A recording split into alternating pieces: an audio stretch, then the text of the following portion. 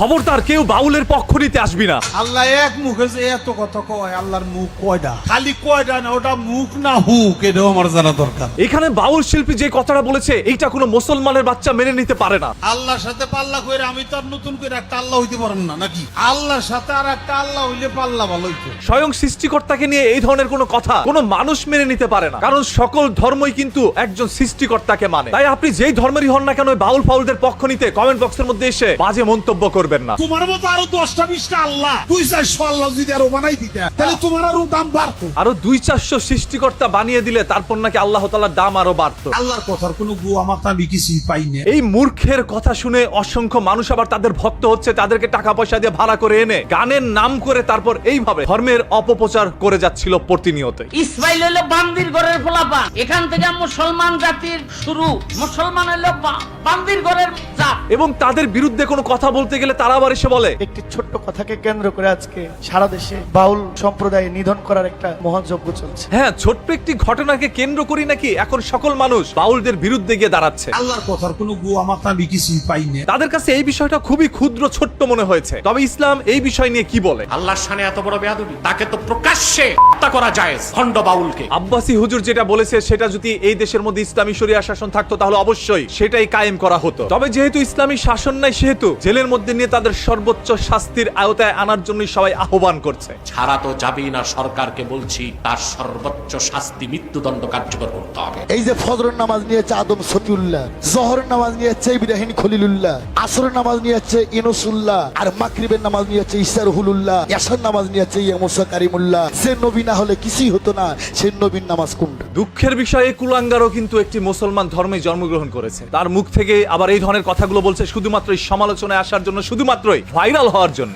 আমাদের কিছু কিছু শিল্পী আছে এই বেয়াদবগুলি ভাইরাল হওয়ার জন্য, বাইরা বেশি বেশি পাওয়ার জন্য ওরা মিথ্যা কথা বলে মানুষের কিছু মানুষের মনোরঞ্জন করতে চায়। হ্যাঁ, তাদেরই গুরুরা আবার এখন এই ধরনের কথাগুলো বলছে। তারা মেনে নিয়েছে এই সকল লোকগুলো ভাইরাল হওয়ার জন্য এই ধরনের কথাগুলো বলেছে। এই ধরনের কথাই বলছে, আরে বাধ্য না আল্লাহর মুখে আমরা নিয়ে আমরা অবঞ্চিত ঘোষণা করলাম বাচ্চারে। ওর সাথে কেউ গান গাইবে না, কারণ এই সালারে ধরলে এই সালারে পিটাইলে বাকির শিল্পীও তো সেদিন আহত। ওরা নামাজ রোজার বিপক্ষে কথা বলে, আরে বেয়াদব বাচ্চা তোর গালের মধ্যে বললে তোর লগে শিল্পীরা যাইবো কই? তোর জন্য তো আরেকজন শিল্পী সমাজের কলঙ্ক হইতাছে। কেউ যদি বলে তার বাবা একটাই তাহলে সে কাফের এবং সে জারজ। কেউ যদি কয় আমার একটাই বাবা, সে কাফের আর সে জারজ। এই ভাইটির বাবা কিন্তু অনেকগুলা, সে কিন্তু জারজ না, সে কাফেরও না, কারণ তার বাবা কয়টা সেটা তিনি নিজেই জানেন। একটা মুসলমান হইতে গেলে, একটা ইমানদার একটা মুমিন ব্যক্তি হতে গেলে তার বাপ থাকতে হবে 4টে। মুমিন হইতে গেলে 4টি বাপ থাকতে হবে, মানে 4টি বাপ একত্রে পরিশ্রম করে এরকম কিছু অমানুষের পয়দা দিবে। চিন্তা করেন 4টা পুরুষ মিলে কতটা পরিশ্রম করেছিল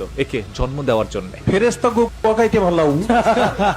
তারপরও কি আপনারা আবার এই বাউলের পক্ষ নিবেন? আমরা ক্ষুদ্র ক্ষুদ্র হয়ে এক সময় বৃহৎ ভাবে আমরা বিচার চাইছি এবং বিচার চাইবো। একটি বাউলের প্রোগ্রাম চলছিল, সেইখানে আশেপাশে কোনো ধরনের মাজার ছিল না, যার কারণে একটি মহিলা এসে এই মৃত জিনিসের সামনে এসে সেজদা দেয়। এই মহিলার স্পর্শে সেই মৃত জিনিসটি জীবিত হয়ে যায়। মানে সেজদা দেওয়ারও আর কোনো জায়গা খুঁজে পাচ্ছিল না, ওই জায়গায় গিয়ে সেজদাটা দিতে হবে এবং সুযোগ পাইলে লুঙ্গির নিচেও ঢুকে যায়। এই না হলে কি বাউলদের ভক্ত ফাউলরা হইতে পারে? আবুল সরকার নামক একজন বাউল সঙ্গীত শিল্পী। এদের লেখাপড়া নাই বললেই চলে। কথাটা ঠিকই বলেছে ভাই, এদের মাথার মধ্যে কোনো শিক্ষা নাই। ন্যূনতম শিক্ষার আলো যদি থাকতো এবং এরা যদি কোরআন হাদিস পড়তো তাহলে কখনো এই ধরনের বাজে সমালোচনা করতে পারতো না যে কোনো ধর্মকে নিয়ে। একজন বাউল ফাউল আবুল সরকার বারবার একবার আমার আল্লাহকে নিয়ে কটাক্ষ করেছে। তারা শুধুমাত্র ইসলাম ধর্মকে নিয়ে বাজে সমালোচনা করে যাতে করে এই মুসলমানরা তাদেরকে নিয়ে সমালোচনা করে আর তারা ভাইরাল হইতে পারে। ভাইরাল হলেই তো তাদেরকে নিয়ে সব জায়গায় বাউলের মঞ্চ সাজানো হবে। কোন নারী যদি বাংলাদেশে সুন্নতে খাতনা না করে, একটারা মুসলমান না, সকলে আর হিন্দুর মধ্যে আজ উন্নত। তাহলে এই যে আমাদের পৃথিবীতে কত সাহাবীর স্ত্রী রয়েছিল, আমাদের নবী রাসূলের ওয়াইফরা রয়েছিল, তারা কেউ কি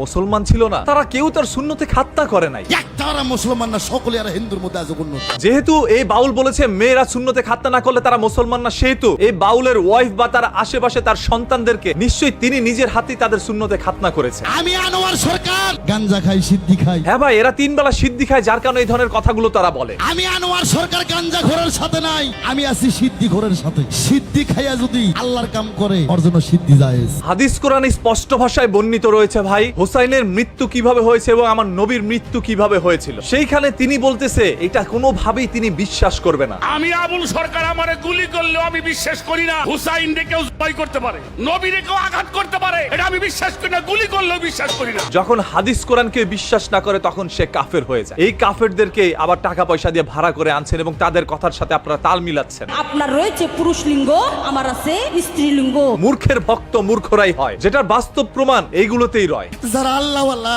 যারা রসুলের প্রেমিক, যারা যার যার মুর্শিদের প্রেমিক, আর কি পরনে ভালো কাপড় থাকে না রে বেটা? হ্যাঁ, এদের পরনে সবসময় নাপাক কাপড় থাকে, আর যারা এর চাইতে বড় আল্লাহর পীর তারা তো কেউ কাপড়ও পরে না। এই উলঙ্গ বাবার দরবারে উলঙ্গ হওয়ার জন্যই মানুষ যায়। দেখেন লা ইলাহা ইল্লাল্লাহ মুহাম্মাদুর রাসূলুল্লাহ এটা বলতে বলতে তারা কিন্তু ঢোল তবলা সবকিছুই বাজাচ্ছিল।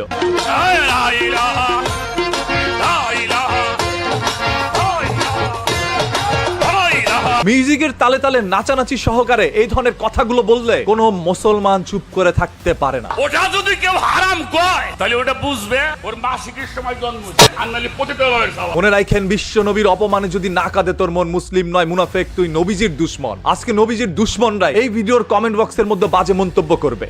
তোমরা শরীয়তের মাওলানা পড়ো 5 ওয়াক্ত নামাজ, আর আমরা মারফতের ফকিরা পড়ি 9 ওয়াক্ত নামাজ। আপনারা সবাই জানেন নামাজ হচ্ছে বেহেশতের চাবি। আপনি জীবনের সকল ভালো কাজ করলো যদি নামাজ পড়ে না থাকেন তাহলে কখনোই বেহেশতে ঢুকতে পারবেন না, কারণ ওইখানে ঢুকতে হইলে অবশ্যই আপনার তালা খুলতে চাবির দরকার, আর এই নামাজটাই হচ্ছে বেহেশতের চাবি। সেইখানে এই লোকটি বলছে নামাজ পড়লে বেহেশত পাওয়া যাবে। কোরআনে এমন কোন আয়াত যদি থাকে তুমি বলতে পারবা? কোরআনের কোথায় আছে যে আপনার নামাজ পড়তে হবে এবং নামাজ পড়লে আপনি বেহেশতে যেতে পারবেন? কারণ কোরআনে আছে সালাতের কথা, আর সালাতের বাংলা তো নামাজ না। কোরআন শরীফে আছে সালাতের কথা। সালাত এক জিনিস, নামাজ হচ্ছে আরেক জিনিস। নামাজের বাংলা উপসরণকারী, তুমি নামাজ পড়বা, ওই শালাগো নামাজ কবুল হইব বাংলাদেশে। এ মূর্খরে বুঝাইবেন কি দিয়া? এই চরের মানুষ, এই মুসলমানের সন্তান, তোমাদের কি হুঁশ হয় না? এক ওয়াক্ত নামাজ পড়ছে কিনা সেটা সন্দেহ আছে, আর সে নাকি পড়ে 9 ওয়াক্ত নামাজ। আর তুমি যে নামাজের কথা কইতেছো, এই 5 ওয়াক্ত নামাজের কথা কোরআনের কোথাও নাই। আর আমরা মারফতের ফকিরা পড়ি 9 ওয়াক্ত নামাজ। 3 ওয়াক্ত তার বউর সাথে, বাকি 3 ওয়াক্ত তার বাড়ির পাশের ভাবির সাথে, আর এরপরের 3 ওয়াক্ত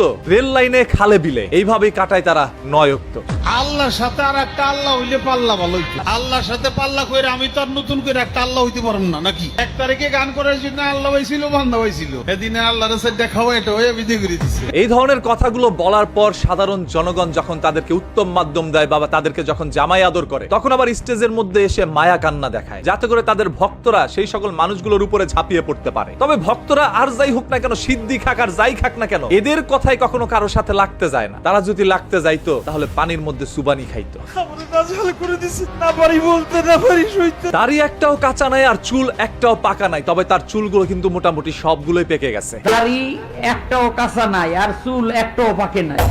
তবে আমি কনফার্ম ভাই, আর কিছু পাকুক আর না পাকুক, লুঙ্গির নিচের গুলো সবগুলো পেকে গেছে এবং সেগুলো ঝরেও গিয়েছে। তাহলে দাড়ির মধ্যে এমন কিছু নাই যে দাড়ি থাকলে আমি জান্নাতে যাব। উনি আবার বলছে দাড়ি রাখলেই যে জান্নাতে যেতে পারবে তা কিন্তু না। যদি দাড়ি থাকলে জান্নাতে যাইতো তাহলে ফেরাউনও জান্নাতে যাইতো, কারণ ফেরাউনেরও দাড়ি আছে। যদি দাড়ি থাকলেই জান্নাতে যাইতো তো আবু জেহেলই যাইতো। ফেরাউনেরও তো দাড়ি আছিল, নমরুদের দাড়ি আছিল। কি ধরনের যুক্তি দিচ্ছে ভাই? দাড়ি হচ্ছে নবীর একটি সুন্নত। দাড়ি তো কারোর জন্য ফরজ না যে আপনার দাড়ি রাখতেই হবে, আর সেই সুন্নতটাকে নিয়েও হাসি ঠাট্টা করছে। মানে এদের মাথায় যে জ্ঞান নাই, ন্যূনতম ইসলাম সম্পর্কে কোনো ধারণা নাই, জীবনে কোনোদিন কোরআন হাদিস হাতে নেয় নাই, সেটা আপনারা বুঝতেই পারছেন। এদের সবকিছু হচ্ছে মন গড়া এবং বানানো নাটক। মানুষকে একটু মনোরঞ্জিত করার জন্যই এই ধরনের বিতর্কিত কথাগুলো বলে। মানুষ মনে করে তাদের মাথায় অনেক জ্ঞান আছে, আসলে পশ্চাৎ দেশটা ছাড়া কিচ্ছু নাই। সুযোগ পাইলে সেটা তারা মারে, না হলে তাদেরকে মারে। ওই যে দেখেন না, নামাজ পড়তে গেলে কিছু কিছু পুলামা যারা মসজিদে মানুষে একসাথে কোতে সেজদা দিছে, ও পুলাপান তো ও খালি ঘুরে ঘুরে পাছাগুলি দেখতেছে। এরপরও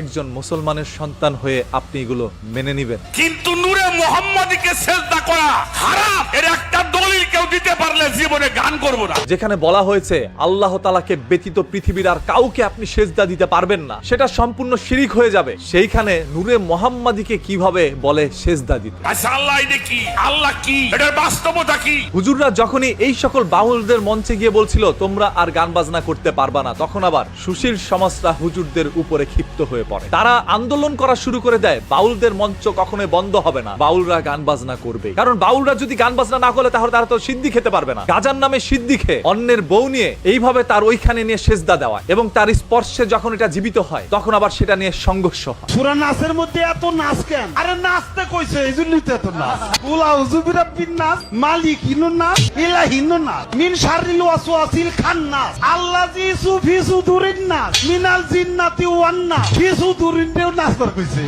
সকল বাউলরাই কিন্তু তাদের মতো এরকম ইসলাম নিয়ে হাসি ঠাট্টা করে না। কিছু বাউল গান গাওয়ার জন্যই আসে। হ্যাঁ, তুমি বাউল ভাই, তুমি গান গাও, তুমি কেন এখানে ধর্মকে টেনে নিয়ে আসো? এটা হুজুরদের কাজ, হুজুররা এটা নিয়ে ওয়াজ মাহফিল করবে। তুমি তো কোনো ওয়াজের বক্তা না। তুমি গান করতেছো আর সিদ্ধি খাচ্ছ ভাই, সেটা তোমার একান্ত ব্যক্তিগত বিষয়, তুমি সেটা নিয়ে মগ্ন থাকো। তুমি কেন আসো অন্য মানুষকে নগ্ন করতে? গুরু আমার এত নাচে কে?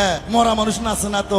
এই আল্লাহ নিজে নাচছে নাচছে নবীরে বানাইছে, আদম হাওয়া নাচছে নাচছে 720 জোড়া বানাইছে, তোর বাপ নাইছে তোর মায়ের সাথে তোরে বানাইছে। নাচের কারণে আল্লাহ পৃথিবীটা সৃষ্টি করছে। তুমি হাদিস পড়ো, তুমি কোরআন পড়ো, তাহলে জানতে পারবা প্রকৃত ধর্মটা আসলে কেমন। এবং আমরা এটাও চাই না এই ধরনের বাউলদের উপরে আপনারা অনাকাঙ্ক্ষিতভাবে ঝাঁপিয়ে পড়েন। বাংলাদেশে আইন রয়েছে, আইনের গতিতেই এদের সাজা হোক। আর একবার স্বামী স্ত্রী সহবাস করলে 13 ফরজ, 5 ওয়াক্ত নামাজ পড়েও ফরজ আদায় করমু, এতে স্বামী স্ত্রী সহবাস করেও ফরজ আদায় করমু, করতেই থাকমু দেখি কত ফরজ। অনেকদিন আগের ভাষণ বক্তব্য এখন সোশ্যাল মিডিয়ায় ভাইরাল করা হচ্ছে। আর এটি প্রতিহত করার জন্যই হুজুররা যখন যাচ্ছিল তখন হুজুরদের বিরুদ্ধে অনেকেই স্লোগান দেওয়া শুরু করে, যাতে করে সাধারণ কিছু জনগণ হুজুরদের বিরুদ্ধে দাঁড়ায়, তাদেরকে যেন খারাপ ভাবে। বিশ্বের সকল মানুষও যদি হুজুরদের বিরুদ্ধে গিয়ে দাঁড়ায়, যতক্ষণ পর্যন্ত এই দেহে প্রাণ আছে, ইসলামের বিরুদ্ধে কেউ গেলে আমরা তার বিরুদ্ধে দাঁড়াবই। এতে করে জীবন গেল আমরা সেটা মাথা পেতে নিব, কারণ ইসলামের জন্য জীবন দিতে পারা এটা একটি ভাগ্যের বিষয়।